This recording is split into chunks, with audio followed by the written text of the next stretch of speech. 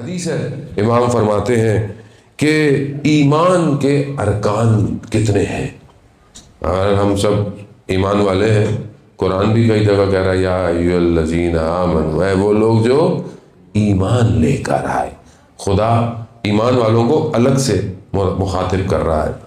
کہتے ہیں کہ ایمان کے ارکان جو ہیں وہ 4 ہیں. امام فرماتے ہیں پہلا توکل بر خدا، خدا پر توکل رکھنا.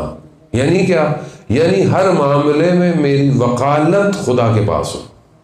آپ دنیا میں دیکھیں، آپ بولیں جی میری کمپنی ہے، میرا کیس ہے، میرا وکیل بہت سٹرونگ ہے. دنیا آج فخر کرتی ہے نا، مہنگے سے مہنگا وکیل لے. کیوں لے؟ کیونکہ یہ میری وکالت کرے گا. اور جو وکالت صحیح کرے گا، آپ پیسہ خرچ کرتے ہیں اور آپ کو بڑا گھمنڈ ہوتا ہے کہ میرا وکیل سٹرونگ ہے، آپ کیس جیت جائیں گے. اور جس کا وکیل خدا ہو اسے دنیا میں کون ہرا سکتا ہے؟ توکل خدا کے صرف. ہاں اب آپ یہ نہ بولیں کہ مطلب میں خدا پہ توکل کروں تو میں نہ کام کروں، نہ نکلوں، نہ گھر سے نکلوں. نہ، اسباب جو دنیا کے ہیں آپ اس پہ اپنا کام کریں، محنت کریں، پڑھائی کریں، ایجوکیشن حاصل کریں. آپ جو کام کرتے ہیں، بزنس کرتے ہیں، جاب کرتے ہیں، آپ محنت کریں. لیکن اس کے بعد آپ کی ڈپینڈنسی صرف اور صرف خدا کے اوپر. جب آپ خدا کے اوپر ڈیپینڈ ہوں گے، خدا خود آپ کے لیے اسباب پیدا کرتا ہے. یہ آپ اپنی زندگی میں خود اس کو پریکٹیکل دیکھ سکتے ہیں. دوسری جو رکن ہے ایمان کا، وہ رضا بقضائے خدا. یعنی خدا نے جو آپ کی تقدیر پہ لکھ لیا ہے اس پہ راضی ہو جائے. خود ایک اور حدیث ہے امام کی، امام فرماتے ہیں کہ پروردگار یہ کہتا ہے کہ اگر تم میرے کم دیے ہوئے پر راضی ہو جاؤ تو میں تمہارے کم عمل کو قبول کر لوں گا. اگر جو خدا نے دیا ہے میں کہوں خدا تیرا شکر ہے جو تو نے مجھے دیا، میں راضی ہوں، تو خدا کہتا ہے کہ میں تمہارا کم عمل بھی قبول کر دوں گا. خدا نے انسان میں جو ہے وہ بہرحال انسان کو رضایت ہونی چاہیے، راضی ہوں. انسان کی زندگی میں شارٹ کمنگز ہیں، مشکلات ہیں، لیکن جب خدا کو پکاریں تو پہلے اسے جو دیا ہوا اس کا شکر کریں. یعنی یہ آپ اللہ تو نے دیا مجھے، یہ دیا تو نے، یہ دیا مجھے، یہ اتنا دیا. پروردگار تھوڑا سا ہی تو رہ گیا ہے، یہ بھی دے دے.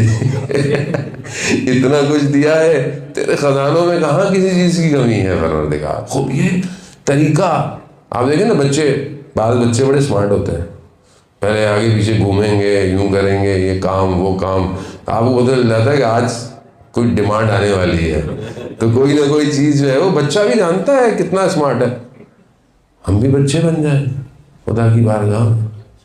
خدا کہتا ہے گڑ گڑاؤ، سجدے کرو، نمازیں پڑھو، حلال کرو، کوئی مسئلہ نہیں ہے. خدا سے مانگو، خود 70 گنا ماں سے زیادہ محبت کرنے والا ہے. یہ بھی بتانے کے لیے ہے، ورنہ خدا کی محبت کو کوئی کاؤنٹ کر سکتا ہے؟ نہیں کر سکتا ہے. جانے محترم، پھر تیسرا رکن جو ہے وہ یہ ہے کہ تسلیم بے امر خدا. جو خدا نے حکم دیا ہے اس پہ تسلیم ہو جاؤ. یعنی بس آگے چون چرا نہیں. نماز واجب ہے، واجب ہے. روزہ واجب ہے، واجب ہے. حجاب واجب ہے، واجب ہے. خمس واجب ہے. اگر خدا کو نہیں مانتے چلو پھر مسئلہ الگ ہے، لیکن جب مان لیا تو پھر واجب ہے، پھر چون چرا نہیں ہونی چاہیے. یہ ایمان کے رکن ہے. یہ چیزیں ہوں گی تو پھر ایمان مضبوط ہے، ورنہ ایمان کی بلڈنگ ہلتی رہے گی. چوتھا اور آخری رکن ایمان کا کہ اپنے سارے کاموں کو خدا پہ چھوڑ دو. اپنے سارے کاموں کو خدا پہ چھوڑ دو کہ پروردگار تو بہتر جانتا ہے، تو بہتر کرنے والا ہے. اگر آپ کے پاس کوئی اچھا مینیجر ہوتا ہے تو آپ کیا کہتے ہو؟ ریلیکس، کہ بھائی میرے کاموں کو مینیج، میرا اچھا مینیجر ہے، میرے سارے کاموں کو اچھا مینیج کرے گا. ابھی ہم ریلیکس رہتے ہیں جی، پاکستان میں مثلاً مجلسیں پڑھنی ہے تو کہاں ہوگی، کیسے ہوگی، کیا روٹ ہوگا. مینیجر اچھا ہے، سارے کام خود ٹینشن نہیں رہتی آدمی کو. اب آپ اس پہ واگزار کر دیتے ہو نا، اپنے کاموں کو اس پہ چھوڑ دیتے ہو تو وہ اچھا مینیج کرتا ہے اس کے. اب اگر آپ اپنے کاموں کو خدا پر چھوڑ دو تو خدا نہ صرف دنیا بلکہ آخرت کے سارے کاموں کو آپ کے لیے بہترین ہے۔ ایسا مطلب استاد پناہیان کہتے ہیں کہ بچہ جب آئس کریم مانگتا ہے تو آپ دیکھتے ہیں اگر اس کے لیے فائدہ مند نہیں ہے تو آپ اس کو کیا کہتے ہو؟ بیٹا کل کھا لینا، کل لے لینا۔ چھوٹا بچہ ہے، اسے کل کا مفہوم نہیں پتا، کل کس کو کہتے ہیں۔ وہ اس لیے بچہ ضد کرتا ہے کیونکہ ہم بچے کی سائیکولوجی سمجھتے نہیں ہیں۔ ہم کہتے ہیں، وہ کہتا ہے وہ ضد کر رہا ہوتا ہے، کہتا نہیں مجھے بھی چاہیے، مجھے بھی۔ اس کے لیے پتہ ہی نہیں کہ کل ہے بھی کہ نہیں ہے، لیکن جیسے وہ بڑا ہوتا ہے تو اس کو پتہ چل جاتا ہے کل کیا ہے۔ آپ بھی سمجھدار ہو جاتے ہو، آپ کیا کہتے ہو؟ بیٹا اگلے مہینے۔ تو وہ اس کو ابھی اگلا مہینہ سمجھ میں نہیں آتا، اگلا مہینہ کون سا ہوتا ہے، وہ کہتا ہے کل چاہیے تو سمجھ۔ پھر اسی طرح بچہ بڑا ہوتا جاتا ہے، مہینے سے سال۔ انسان پوری زندگی استاد فرماتے ہیں کتنی گزارے گا؟ 60 سال، 70 سال، 100 سال، 700 سال، کوئی بھی نہیں زندہ رہا ابھی۔ پہلے تو لوگ تھے، ابھی کوئی نہیں۔ پھر بھی آپ کہہ رہے ہیں 700 سال۔ خدا کہہ رہا ہے کہ میں تمہیں اس دنیا کے بعد بہت کچھ دوں گا، لیکن میں اس بچے کی طرح جو آئس کریم مانگتا ہے، میں کیا کہتا ہوں؟ مجھے بھی چاہیے، مجھے نہیں پتا، مجھے کیا پتا کل ملے گا کہ نہیں ملے گا، مجھے جنت ملے گی کہ نہیں ملے گی، مجھے کیا پتا پروردگار وہاں نہریں ہیں نہیں ہیں، مجھے تو بھی چاہیے سب کچھ۔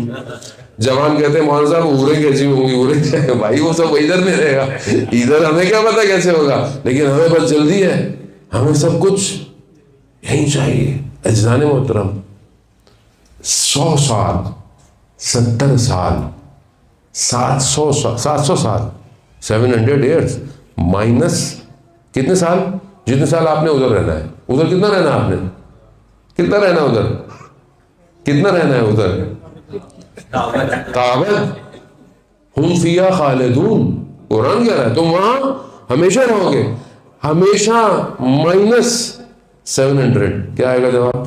انفینٹی، یعنی کچھ بھی نہیں ہے یہ تو کچھ بھی نہیں ہے۔ ہم اتنا اپنے آپ کو ٹینشن میں ڈالے ہوئے ہیں، اور ساری ہماری ٹینشنیں کچھ بھی نہیں پر، ناراضگیاں، لڑائیاں، پریشانیاں، بھائی کچھ نہیں ہے، وہ بہت کچھ ہے۔ اس کے لیے زندہ رہو، اس کے لیے سب کچھ کرو۔ شخص بہرحال وقت بالکل نزدیک لگ گیا، جب امام نشا پور سے جا رہے تھے تو امام نے پوچھا کہ کوئی ہے جو محاسن کو درست کرے، یعنی داڑھی واڑھی۔ تو ایک شخص جو جس کا کام تھا اس نے تو امام سے پوچھا تمہاری اجرت کیا ہوگی؟ کہا نہیں مولا میں آپ سے اجرت لوں گا۔ کہا نہیں، کسی سے بھی کام کرنے سے پہلے اس سے اجرت سنت پیغمبر ہے، طے کر لینی چاہیے۔